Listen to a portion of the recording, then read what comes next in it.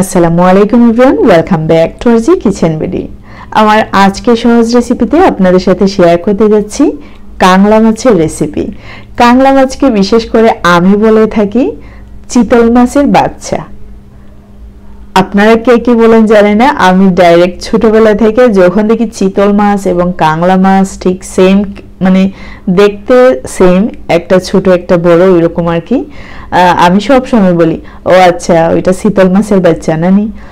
যাই হোক, আজকের রেসিপিটা কিন্তু খুব অসাধারণ ছিল স্বাদে, তাই জন্য আপনাদের সাথে শেয়ার করা। আশা করি আপনাদের অনেক ভালো লাগবে। আর সম্পূর্ণ নতুনভাবে আমি রান্না করেছি আমার আইডিয়া দিয়ে। আশা করি এরকম রান্না করলে ফেইলিওর হবেন না।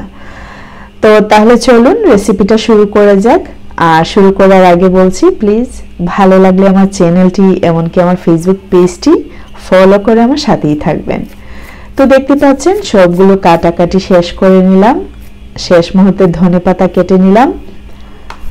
অবশ্যই এই রেসিপিতে ধনেপাতা বেশি করে ইউজ করার চেষ্টা করবেন। এইখানে আছে কাঁচামরিচ, ধনেপাতা, রসুন এবং পেঁয়াজ। তো একটি কড়াই বসিয়ে দিলাম। দেখতে পাচ্ছেন এখানে প্রায় 1 মগ পানি দিয়ে দিলাম আর বসিয়ে দিলাম একটি স্ট্রেইনার। আর এই স্ট্রেইনারের মধ্যে কেটে রাখা টমেটো আমি ঢেলে নিচ্ছি। আপনারা যদি চান অবশ্যই টমেটোকে আলাদা করে সেদ্ধ করে নিতে পারেন। আমি আর কি কোনো ভেজালে গেলাম না, আমি ডাইরেক্ট স্ট্রেইনারে বসিয়ে দিলাম আর ভাপ দিয়ে দেব। আর ভাপ দিয়ে এই স্ট্রেইনারে আমি একেবারে ছেঁকে নেব। আপনারা চাইলে কিন্তু টমেটোকে আলাদা করে সেদ্ধ দিয়ে ছেঁকে নিতে পারেন। ঢাকনা বসিয়ে দিলাম। আর ঢাকনা বসিয়ে দেওয়ার পর চুলার একদম মিডিয়াম টু লো ফ্লেমে রেখে আমি কন্টিনিউ জাল করে নেব। আর এইখানে দেখতে পাচ্ছেন চিতল মাছের বাচ্চা। এখানে আছে কাংলা মাছ প্রায় 8টির মতো। আর এইদিকে দেখতে পাচ্ছেন আমাদের টমেটো কিন্তু হয়ে গেল। আমি কিন্তু সম্পূর্ণ প্রসেস আর আপনাদেরকে দেখাইনি। টমেটো গলে যাওয়ার পর আমি চামচের সাহায্যে প্রেস করে করে এর যে মেইন পোর্শনটা আমি বের করে নিলাম। আর বাদ বাকি স্ট্রেইনারে থাকা অবশিষ্ট যে অংশ রয়ে গেল ওগুলো কিন্তু ফেলে দিতে হবে। তা আমরা কিন্তু সবাই বুঝতেছি। আমি ফুল প্রসেস দেখালাম না, কারণ টমেটো সেদ্ধ হওয়ার পর আমি স্ট্রেইনারে এই যে চামচের সাহায্যে প্রেস করে করে এর যে মাংসটুকু, টমেটোর যে মাংসটুকু ওগুলো আমি বের করে নিলাম। তো দেখতে পাচ্ছেন এগুলো আমি ফেলে দেব। আর ফেলে দেওয়ার পর আমি আরেকটি কড়াই বসিয়ে দিলাম। দিয়ে দিচ্ছি যথেষ্ট পরিমাণে তেল। এখন আমরা এই কাংলা মাছগুলোকে খুব ভালো করে ভেজে নেব। দিয়ে দিলাম লবণ এবং হলুদ, একটু স্প্রেড করে নিচ্ছি। আর তেল অবশ্যই খুব ভালো করে গরম হয়ে যাওয়ার পর মাছটুকু দিতে হবে। আপনারা যদি যে কোনো কড়াইয়ে, যারা নতুন তাদের উদ্দেশ্যে বলছি, আপনাদের যদি ইচ্ছে হয় মাছ ফ্রাই করে খেতে, সেক্ষেত্রে যে কোনো কড়াই বসিয়ে খুব ভালো করে গরম করে নিতে হবে। আর খুব গরম করে নেওয়ার পর তেল দিতে হবে। তেল দেওয়ার পরেও আবারও গরম করে নিতে হবে। তবে খেয়াল রাখবেন যেন আগুন ধরে না যায়। তারপর মাছগুলো ফ্রাই করে খাবেন, তাহলে আর কোনো সমস্যা হবে না। কোনো সমস্যা হবে না বলতে কোনো কড়াইয়ে আছে মাছ লেগে যায়, সেই সমস্যা থাকবে না। অবশ্যই কড়াইটা খুব ভালো করে গরম করে নিতে হবে।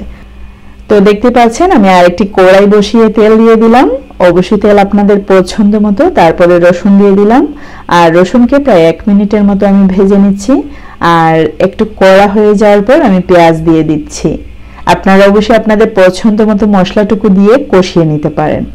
তো আমি পেঁয়াজ দিয়ে দেওয়ার পরও আমি আরো 30 থেকে 40 সেকেন্ড পর্যন্ত নাড়লাম। তারপর আমি 2 থেকে 3টি তেজপাতা দিয়ে দিলাম। তারপর দিয়ে দিচ্ছি হলুদের গুঁড়ো, মরিচের গুঁড়ো, ধনিয়া গুঁড়ো এবং 1/2 টেবিল স্পুন জিরে গুঁড়ো। অবশ্যই মশলাটুকু আপনাদের পরিমাণ মতো দিয়ে দিতে পারেন।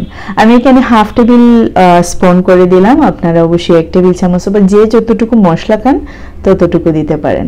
আর মশলাটুকু দিয়ে দেওয়ার পর আমি কিন্তু এই লিকুইড, ওই যে টমেটো যে ছেঁকে রেখেছিলাম ওইগুলো দিয়ে দিলাম। দিয়ে দিচ্ছি মাছ। আর মাছ দিয়ে দেওয়ার পরে দিয়ে দিচ্ছি কাঁচামরিচ, দিয়ে দিচ্ছি স্বাদ মতো লবণ। এই রেসিপি কিন্তু দারুণ সুস্বাদু। অনেকেই বলতে পারেন খাট্টা মিঠা, অনেকেই বলতে পারেন টমেটোর খাট্টা।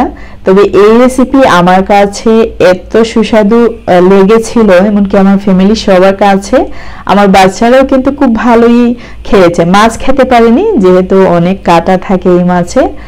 দেখতে পাচ্ছেন খুব ভালো করে বলক আসার পর আমি এখানে এখন অ্যাড করব ধনেপাতা কুচি। এইরকম অবস্থায় ফ্রেশ ধনেপাতা কুচি অবশ্যই আপনারা একটু ফিল করলেই বুঝতে পারবেন আসলে কতটা সুস্বাদু ছিল।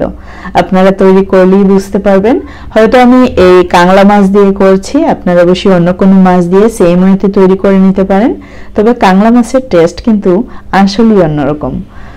তো যাই হোক, ধনেপাতা কুচি দেওয়ার পর আমি আরো 1 থেকে 2 মিনিট পর্যন্ত রান্না করব। তবে চুলার আগুন থাকবে একেবারেই লো ফ্লেমে, যাতে ঝোলের উপর আর কোনো ইফেক্ট না পড়ে, মানে আর যেন শুকিয়ে না যায়। আমার রেসিপি আজকে এই পর্যন্তই। আশা করি আপনাদের অনেক ভালো লেগেছে, লুভও লেগেছে। ভালো লাগলে চ্যানেলটি সাবস্ক্রাইব করে রাখার অনুরোধ রইল। আজকে এই পর্যন্তই। See you in the next video. Till then bye, আল্লাহ হাফেজ। সবাই ভালো থাকবেন।